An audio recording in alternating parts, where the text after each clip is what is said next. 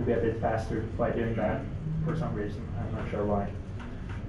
But yeah, that's really important to notice when manipulating the lists and stuff like that. So that was the internals in 30 minutes. Yeah.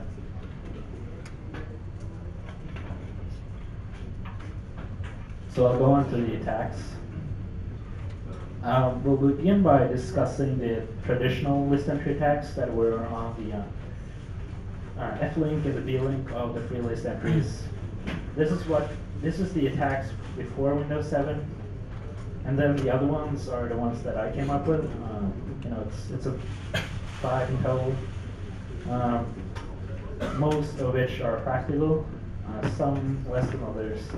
For instance, the pending freeze list is, might be feasible, might not. Depends on really on the system, I guess, or the application, whatever. So this was the list entry override. Was an attack on the list entry structure on the f-link and the b-link while unlinking the chunk.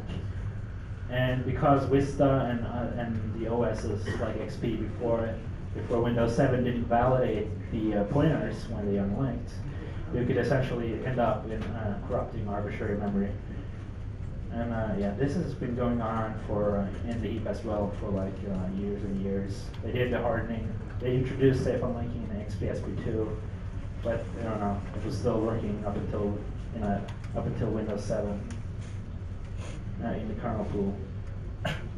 So there's a few variations of this attack. There's the unlink and merge with the next pool. Then there's the unlink and the merge with the previous pool, and also in unlinking a chunk from the free lists. So there's both merging and just pulling a chunk off the free lists. So this is now I'm just trying to illustrate the merge with next attack. So you would overflow using the chunk to the left over the next chunk.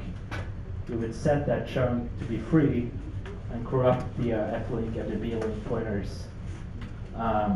Then you would free the left chunk. And this would cause the right chunk to be unlinked, since it would notice that it was free from the pool type, and it would use the f-link and the b-link to unlink it, and in doing that it would corrupt arbitrary memory. This is the another variation called the merge with previous. So in this case, you would overwrite the previous size of the next chunk, and you would free that chunk, and before you do that, you would create a fake pool chunk before that right chunk. So in freeing that chunk, it will follow the previous size that you forged or you crafted, then look up the fake pool header and unlink that, and essentially, since you control the f-link and the b-link again, you end up with an arbitrary write. So that's nice. So Windows 7 validates the unlinking almost. So whenever you allocate a chunk from a list heads list or a free list, the kernel or the algorithm actually does the validation, but it does it on a structure, on the entry structure, like in the pool descriptor. So all the list has like an entry structure, like to the first chunk, and a b-link to the last chunk. So it does the safe unlinking or the validation on the entry structure, and in doing this, they actually fail to safely unlink or safely check the forward link of the chunk that you're pulling out. And for this attack to work, you need to have at least 2 free chunks, because otherwise you'll validate that chunk using the b-link of the entry structure. So this is how that would work. So you would have a pool overflow into the first chunk on the list, and in pulling that chunk from the list, it would actually end up writing. Let's see now. It would end up writing the pointer that you provided as the next entry And then it would actually update that fake entry's v-link with a pointer back to the entry structure. So, even though that in the next step now, so fake entry would actually be replacing the, so let's say you have the overflow, you make the allocation. So the next entry would actually be the fake entry, the arbitrary address that you provide. And in that case, it would do a check or a safe unlinking on the v-link, but that would be updated in the previous allocation. So yeah, it's kind of complicated, but it would work. So essentially they fail to validate the f-link. So in this case, you can see that we're able to write the address of a chunk to an arbitrary location. Sometimes that's enough. In the ideal case, you want to write an arbitrary value to an arbitrary location. In this case, you can't, but you can do a lot of other things.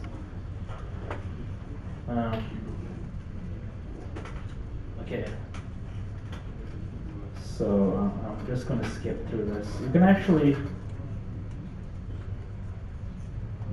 also chain these chunks together. So you can repeat this. Since you always control the fake entry, you can always define a new f-link. So you can essentially serve all the chunks that you want to serve. So you completely control the memory or the addresses of all the allocations.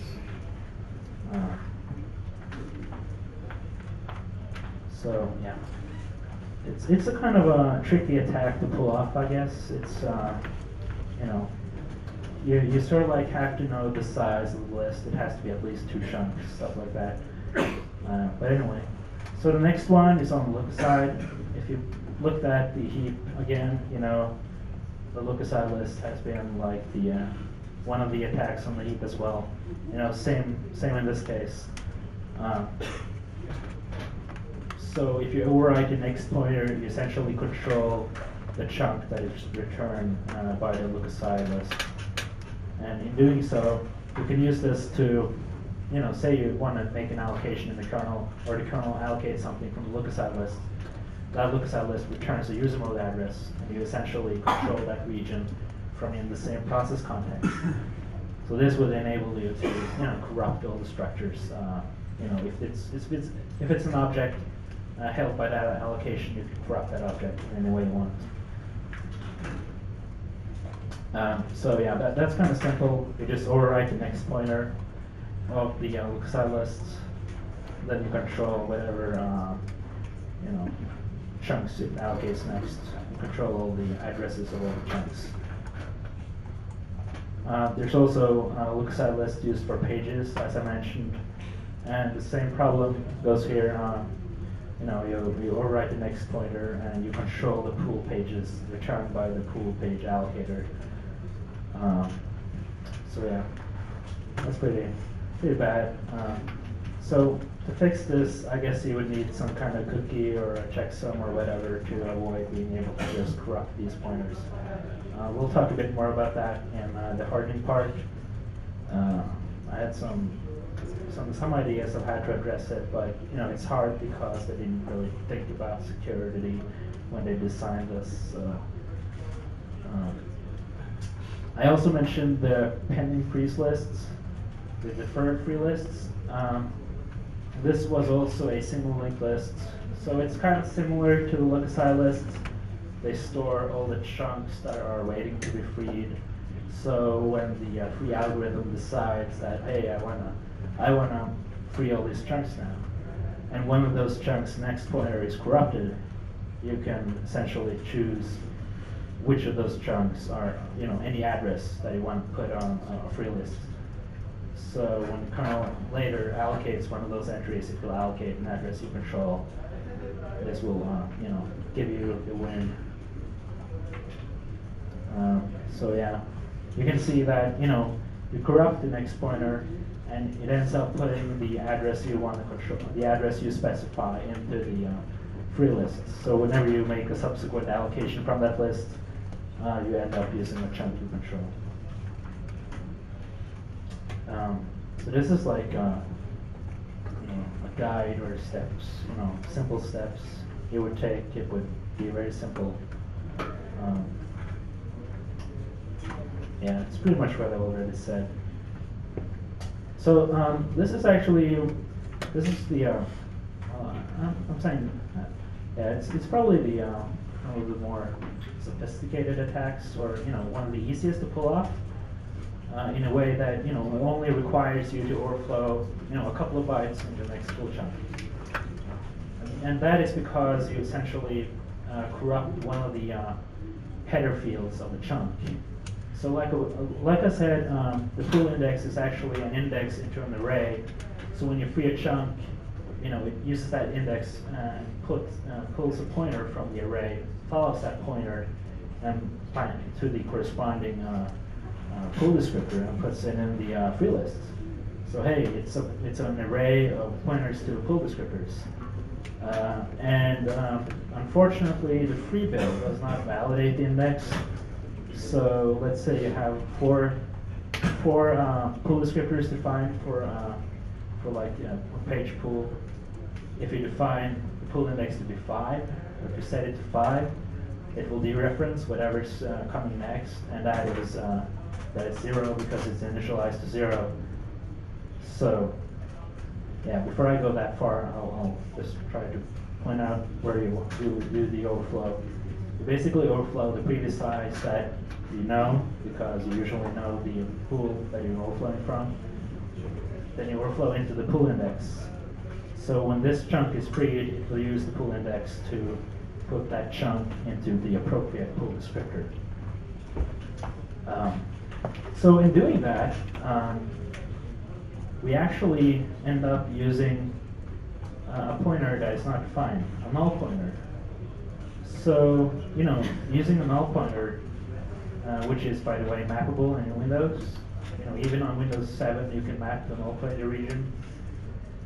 So you could entirely fake a pool descriptor. And this actually allows you to write a user mode address to an arbitrary address. And that's like the best thing.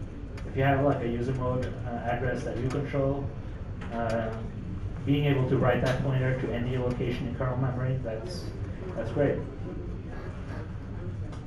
So this is really how that works. It essentially boils down to you faking the pool descriptor and then making a fake fake free list. So that free list will actually point to a chunk that you already kind of have faked. And in putting that chunk in front of that list, in front of that chunk, it will update the link to point back to the pool chunk. This will, in the first case, this will actually just let you write the address of the chunk to an arbitrary location, but we'll see later that we will extend this to the user mode address to any location. And that is where delayed freeze comes in. So, if you have a delayed free list, it will try to process this list if the pending free depth is, 20 heads. So